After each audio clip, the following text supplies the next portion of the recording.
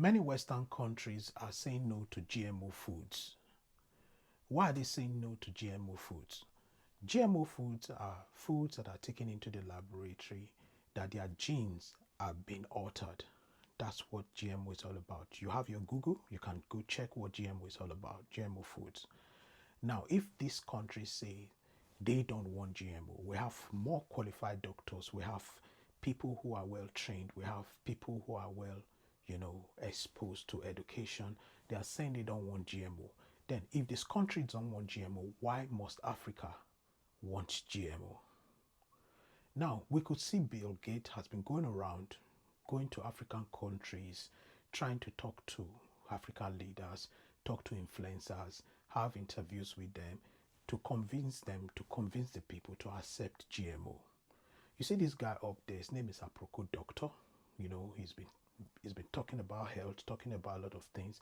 We saw him recently, as you can see in the picture. He had an interview with Bill Gates, and only for this guy to come out to start talking about, GMO foods are good for us. GMO food we've been consuming for a long time.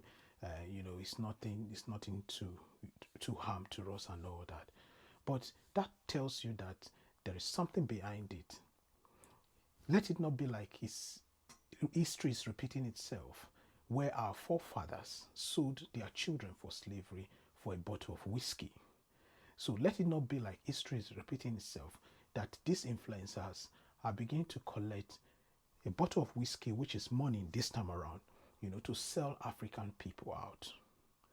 Now, these foods, European nations, Western world, most of the countries don't want GMO because they already understand the fact that some things have been altered in these foods. Now they are bringing it into Africa. By the time we accept this into our system, we begin to have sicknesses that our forefathers didn't have.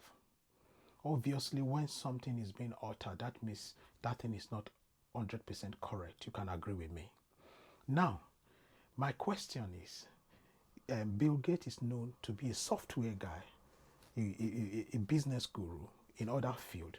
What is Bill Gates' business with GMO foods and bringing it to Africa? All right, now look at it in this way. We all know the story on how our farmers are being displaced. Some of them, they are being pied, sending them out of their farms and all that. You guys just thought that all these old things are just Fulani herdsmen and all that. There is an agenda behind it to send these farmers out of the bush, out of their farms, in order for them not to be able to grow food. Then the foods that they have gotten before that is already with the consumer, they will all be consumed. Then seeds also will go into extinction.